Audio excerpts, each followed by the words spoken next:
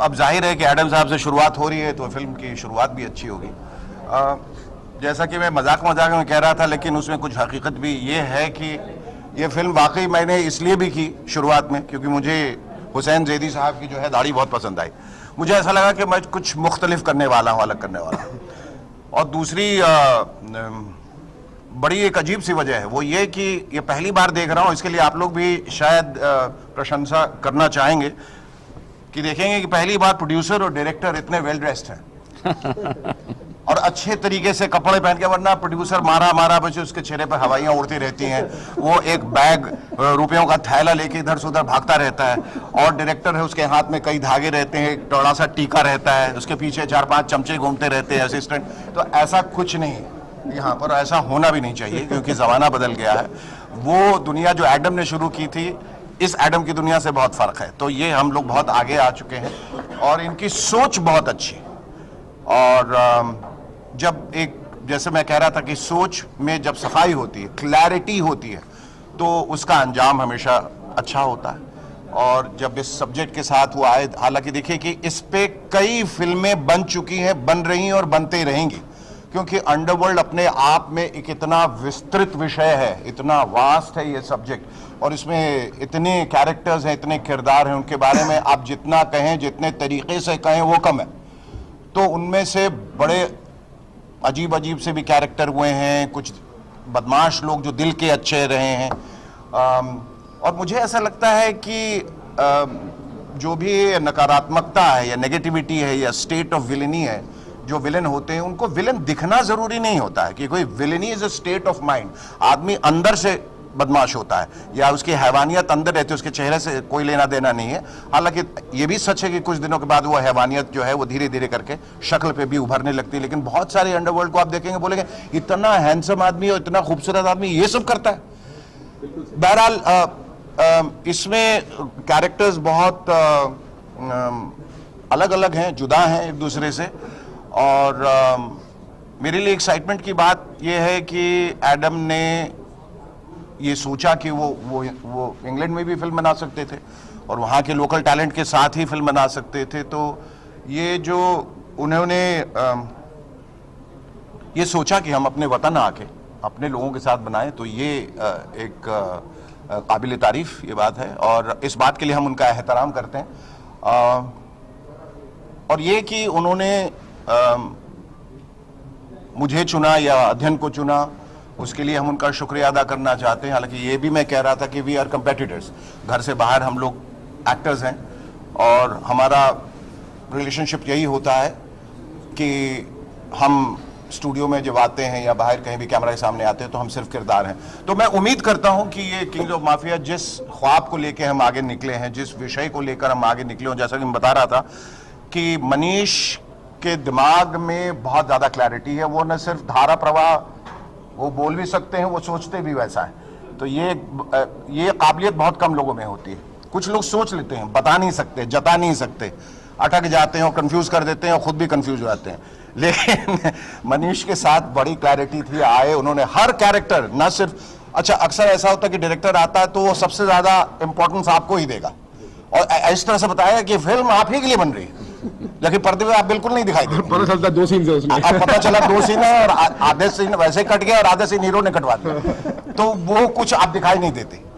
इन्होंने जो कहानी सुनाई उसमें मैं इंतजार करता रहा कि मैं कब आऊंगा लेकिन जब वो वहां तक पहुंचे और वहां से सिलसिला आगे बढ़ा तो मुझे लगा कि नहीं, ये बहुत ही खूबसूरत एक किरदार है और उसमें नया किया जा सकता है। देखिए, अभिनेता हमेशा एक नया किरदार ढूंढता रहता है, एक नई शख्सियत ढूंढता रहता है, एक नई पहचान ढूंढता रहता है कि इसमें मेरा जो हुनर है वो मैं उस हुनर को किस तरह से दिखा पाऊं, अपने क्राफ्ट को कितना और मजबूत कर सकूं। तो मुझे ऐसा लगा ये किरदार जो है हुसैन जैदी का, ये मैंने पहले अदा नहीं किया है। और वो जो आप दिखते हैं या जिसके लिए जाने जाते हैं वो करना तो बहुत ही आसान होता है। जो उम्मीद न हो जनता को, दर्शकों को, वो आप कर गुजरे हैं तो सारे ब्राउनी पॉइंट्स जो हैं वो आपके हिस्से में आते हैं। तो मैं ऐसा करता हूं कि ये जो कॉम्बिनेशन बना है ना, ये ऐसे ही नहीं बनता है, ये सितारे ऊपर वाले बनाते हैं। ये जो अलाइनमेंट है, अलाइनमेंट ऑफ स्टार, जो कौन आएगा, कौन करेगा, कौन किरदार होगा, कौन डायरेक्टर होगा, कौन प्रोड्यूसर होगा, ये सब ऊपर वाला तय करता हो, किसी मकसद से ही किया होगा। तो अब I am keeping my fingers crossed, और मैं उम्मीद करता हूं कि हम तमाम लोग जब मिलके काम करेंगे तो हम लोग उस कसौटी पे खरे उतरेंगे जिसको लेकर मनीष आगे बढ़े हैं, एडम आगे बढ़े हैं। हम सब मिलके पूरी शिद्दत से, पूरी मेहनत से आगे बढ़ने वाले हैं।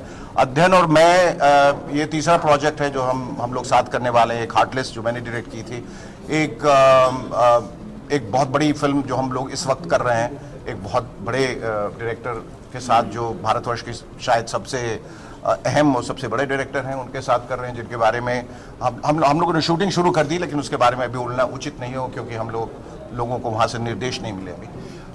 बहरहाल मुझे ऐसा लगता है कि एक अच्छा काम जो है दूसरे काम से अपने आप अच्छे काम से जुड़ जाता है, स्पिल ओवर हो जाता है। तो हम जहाँ जो भी कर रहे हैं, जो भी सीख रहे हैं, वो सबका समावेश जो है इसमें दिखाई देने वाला है। और एक बार फिर ईश्वर से प्रार्थना करते हैं कि ये जिस मकसद से हम आगे बढ़ रहे हैं उसमें हम कामयाब हो। और आप लोगों का एक बार फिर से बहुत बहुत शुक्रिया, और आपका भी, और मनीष आपका भी बहुत बहुत शुक्रिया, और विनय जी आपका बहुत बहुत शुक्रिया। सर, आपका क्या अध्ययन जी, जब मालूम पड़ा कि पापा जो है वो एक नेगेटिव किरदार में आप एक्टर हो, तब क्या बात हुई, क्या कुछ? बाप हमेशा नेगेटिव ही रहता है। आई थिंक सर, नेगेटिव हो या पॉजिटिव हो, आई थिंक जैसे यहाँ पे सबका सपना रहा है उनके साथ काम करने का, मेरा भी रहा है हमेशा। और हार्टलेस में ही प्लेड माय फ्रेंड, और जब मनीष भाई ये स्क्रिप्ट लेकर आए मेरे पास तो बहुत धीरे से इन्होंने मुझे बात किया। अच्छा, मैं क्या सोच रहा था कि सब कुछ ठीक है, शेखर जी को ला सकते हैं क्या इसमें? तो मैंने बोला भाई वो एक इंडिविजुअल एक्टर है और जब तक उनको स्क्रिप्ट और अपना रोल पसंद नहीं आएगा तब तक बेटा भी कुछ नहीं कर सकता घर पर, और that's how we keep it usually. फिर उनकी नरेशन इनके साथ हुई, इन्हें रोल बहुत पसंद आया। ना थैंक मनीष भाई ऑफ कोर्स कि उन्होंने एक क्लीशे कैरेक्टर हम दोनों को नहीं दिया जहाँ पे वो बाप और मैं बेटा हूँ। आई नो, यू नो, उनका बस चले तो मुझे बाप बना दे, इनको बेटा बना दे, जैसे ही लगते हैं आजकल। But thank you sir for doing that. और एक्टर्स के लिए वो भी गलत नहीं है, हाँ, करना। तो पापा में तो वही हुआ था। हाँ, यस सर। हाँ, बिल्कुल। मेरा सवाल ये है, एशिया चैप्टर 1 है, एशिया बहुत बड़ी कंट्री है जी। आपको किस कंट्री का माफिया बनाया गया? सर, किस कंट्री का माफिया बनाया गया? सीरिया। सीरिया का माफिया बनाया गया। जिमी डिसूजा का किरदार प्ले कर रहा हूँ मैं। अभी ज़्यादा हम लोग नहीं कह सकते। मैंने सीरिया में आप जैसे जानते हैं कि एक सिविल अनरेस्ट बहुत दिनों से चल रहा है, और एक रिपब्लिकन स्टेट होने के बाद वो अभी एक मिलिट्री डिक्टेटरशिप की तरफ बढ़ चुका है। और जो सामाजिक हालात हैं वहाँ, जो राजनीतिक हालात हैं, उसमें बहुत सारे ऐसे किरदार जो हैं वो उभर के आए हैं। उनमें से ये ऐसे दो हैं जो ऐसे माहौल का फ़ायदा लेके अपने मकसद के लिए काम करते हैं। तो मेरे ख्याल से पृष्ठभूमि जब इतनी खूबसूरत हो जाती है जहाँ पहले इस तरह का बैकग्राउंड नहीं दिखा है, तो कैरेक्टर्स भी बहुत ज़्यादा सजीव हो जाएंगे और थोड़े अलग होंगे जो किरदार अभी तक आप देखते आए हैं पर्दे में। अरुण जी, एक्टर भी हो, प्रोड्यूसर भी हो, दोनों काम एक साथ करना आसान है, मुश्किल? और साथ में शेखर जी और मेरे ख्याल से आसान की जगह ये सरल हो जाएगा। इतने बड़े स्टार हैं। अभी इन्होंने एक बात कही, मैंने शायद इनको नहीं मालूम, मैं बताऊंगा कि जो हार्टलेस की बात की, जहाँ पे प्रोड्यूस हुआ था, मैं वहाँ किसी सॉन्ग के लिए गया था, उन्होंने इनवाइट किया था। मैंने अध्ययन जी इनको देखा उस पोस्टर पे, और मैंने इनके साथ बताया भी कि मैं उनसे मिला था, और उस समय मुझे नहीं मालूम था I am hiring both of, we are sorry not hiring, I am going to work with this two stars. Adhyayan ji के लिए जब इन्होंने स्टोरी सुनाई, मैंने कहा कि ये स्टोरी में मेरे को मतलब टिपिकल बॉलीवुड लुक नहीं चाहिए। I want to make it something look like a Hollywood style. We want to make it very like a dark in a very Hollywood style, but Indians. उसमें अगर जब इन्होंने मुझे बताया इनके बारे में, अदनान जी के बारे में, मैंने सॉरी अध्ययन सो सॉरी, मैं इनका नाम का उच्चारण करते रहते दुनिया परेशान है। और मैंने जानबूझ के ऐसा नाम रखा था ताकि पता चल जाए कि लोग पढ़े लिखे कितने। सॉरी, मैं पढ़ेगा नहीं हूँ। चलिए, शेखर जी ने बता दिया। सो अध्ययन जी ने को जब मैंने देखा तो ऑब्वियसली आई डोंट नो, मैंने अध्ययन जी को बोला था मेरी जो वाइफ है वो वेरी फैन है इनकी, और मुझे हरदम म्यूजिक, जब मैं कभी गुस्सा होता हूँ तो आपने तो कहा था कि वो मेरी फैन है। एक अच्छे प्रोड्यूसर की यही निशानी होती है, हर जगह जाके एक ही बात करते हैं। तो जब इन्होंने बोला, मैंने कहा मुझे एक ऐसे ही लुक चाहिए था जो look like a very educated and Hollywood style. मुझे जब उन्होंने बताया कि शेखर जी आ रहे हैं तो आई वाज रियली एक्साइटेड। पर सबसे ज़्यादा मुझे अच्छा लगा जब ये एक फ़ोटो शूट कर रहे थे, आई कुडंट बिलीव इट। जो देखिए, मैं पुलिस फोर्स में काम किया है, मैंने लोगों को देखा है, मैं क्रिमिनल के साथ बैठा हूँ, और इन्होंने जो बात बोली एग्जैक्टली वही मैंने लाइफ अभी में आप देखा। क्रिमिनल के साथ ही बैठे हैं मतलब किरदार। इन्होंने ये कहा कि जब आप एक्टर मतलब ये नहीं होता है, मतलब कैरेक्टर मतलब ये नहीं होता है कि आप एंग्री मैन हो। हाँ, बिल्कुल। और इन्होंने जो स्माइल दी उसमें मुझे कुछ कोरिलेट नहीं करूंगा, बता नहीं सकता, मेरे को अलाउ नहीं है, वो कोरिलेट इनसे हुआ बहुत ही ज्यादा कि यस, मतलब कि दुनिया में आप बुरा काम करने वाला हरदम गुस्से में नहीं होता हाँ है। वही सही है। मेरे को उसमें पोस्टर में गुस्से में बहुत डाल दिया इन्होंने। अब चलिए, मैंने कहा चलो मैं गुस्सा हो जाता हूँ, पर इन्होंने भाई डायरेक्टर साहब वो जो कहेंगे वही करेंगे। तो वैसे फोटोशूट 2 घंटे लेट हुआ था, बस वही एक्सप्रेशन लाना वो तो मनीष जी को भी बहुत थैंक यू कहूँगा, और मैं स्टार के साथ बैठा हुआ हूँ, मुझे उसके लिए भी, और उन्होंने मैम के बारे में बताया, उनका प्रोफाइल दिया, और इनकी चॉइस थी। मैंने कहा ठीक है, जो लीड है उसकी चॉइस पहली मानी जाती है। तो ऐसे ना बोले सर, ऐसा नहीं है सर, गलत बातें बाहर आएंगे सर, ऐसा है नहीं सर। हाँ, कहीं और चले जाएंगे, अरे ऐसा है नहीं। सो सॉरी, मैं नहीं, मीडिया से मुझे इसका नहीं, आप वेरी क्लियर, मैंने जो बोल दिया। एडम सर चूंकि दूसरी कंट्री में रहते हैं, और जिस कंट्री ने हमारे देश में एक समय उन्होंने हमको भगाया खदेड़ा यहाँ से, उसी कंट्री में रहते हैं हमारे भाई। तो कहने का मतलब ये है कि उनको जो वो कहते हैं वो एक्चुअली उनके कहने का मतलब वो नहीं होता है।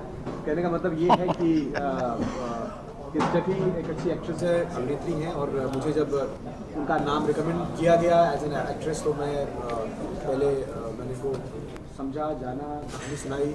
तो जब मुझे लगा कि नहीं, किरदार में मेरे फिट है, तो मैंने सर को कहा, एडम सर को, कि सर इनको आप इस कहानी में आप ले सकते हैं, और बाकी उन्होंने ये निर्णय लिया कि उनको फिल्म में लिया जाए।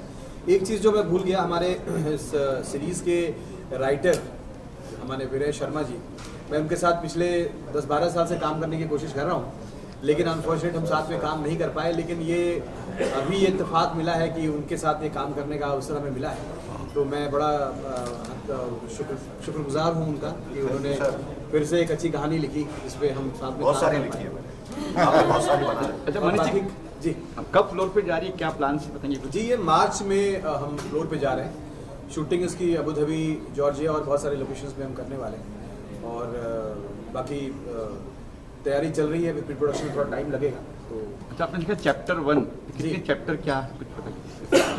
चैप्टर वन इसीलिए क्योंकि ये एशिया भर के जितने भी एशिया की कहानी, बेसिकली एशिया के अंदर जो माफिया उनकी कहानी है, और ये स्पेशली सीरियन माफिया जो हमको अभी शेखर सर ने बताया, जो हालात हैं वहाँ के, तो उसी बीच से हमारे जो राइटर महोदय हैं उन्होंने एक कहानी निकाली, और उस कहानी के हिसाब से उन्होंने एक अच्छी स्क्रिप्ट लिखी, जो सुनाने का सौभाग्य मुझे मिला।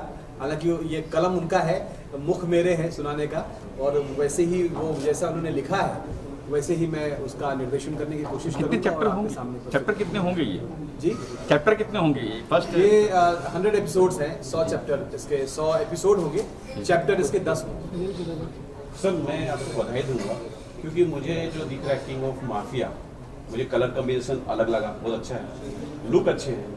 अब फिल्म जब जारी बन रही है तो माफिया अलग अलग जाएगी, लैंग्वेज को लेके किस तरह, क्योंकि अलग अलग जगह माफिया है, तो लैंग्वेज अलग होगी। जी जी जी, अच्छा सवाल आपका। बिल्कुल बिल्कुल, लैंग्वेजेस जो इसके हैं, ये लैंग्वेजेस हम जिस जगह के लिए बना रहे हैं, जिस हमारा बेसिक लैंग्वेज हमारा हिंदी है, जिस भाषा में, जो कि इसलिए बॉलीवुड से कास्टिंग हुई है, लेकिन सारे किरदार जिस जगह के किरदार को प्ले कर रहे हैं वहाँ की लैंग्वेज भी इस्तेमाल कर रहे हैं, तो उसके लिए काफ़ी थोड़ा मेहनत और सब चीज़ें। सॉरी, मैं इसमें जस्ट वांट टू टोन वही आएंगे, हमें tone sorry, I want to add little bit in this. ये जो बोल रहे हैं, आप जब हॉलीवुड की मूवी देखते हैं, वो जो हिंदी में डब होती है, तो आप उसमें वो देखते हैं ना, आपकी लैंग्वेज है, तो डजंट मैटर, कैरेक्टर को हमें प्रेजेंट करना है ना, वो कहीं से किसी कंट्री का भी हो।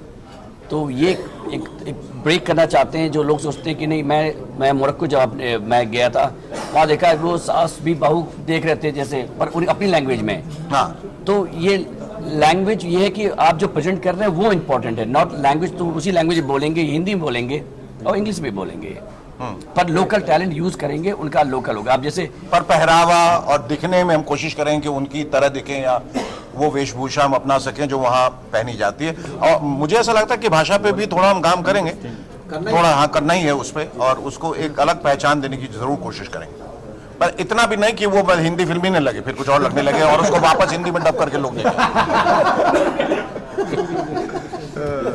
सर सबसे पहले मैम जन्मदिन की ढेर सारी शुभकामनाएं आपको, बर्थडे है आपका। Sir, thank you so much. हाँ, Steffi. happy birthday. Thank you.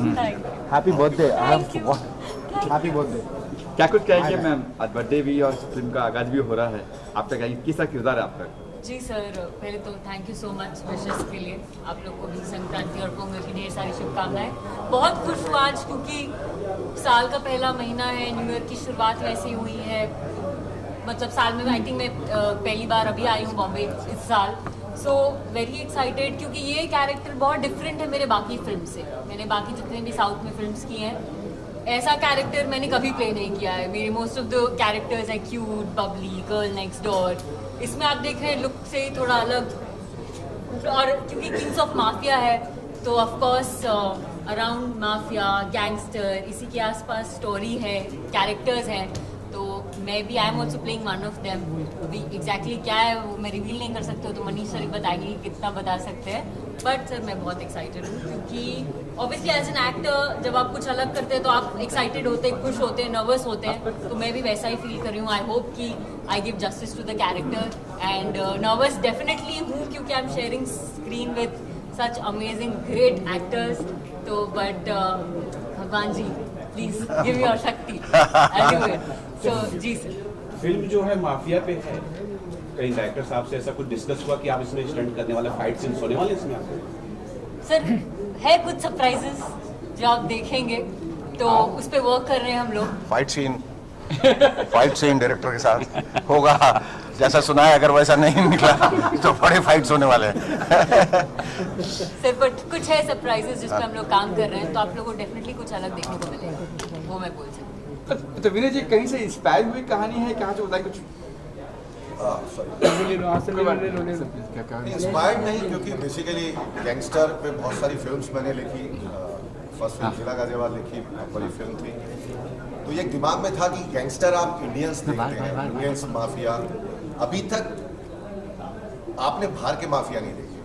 वो एक अलग जॉनर है, अलग ऑरा है, आपको देख के मजा आएगा और आप सरप्राइज होंगे इसको देखने के बाद कि भाई हमने कुछ अलग देखा।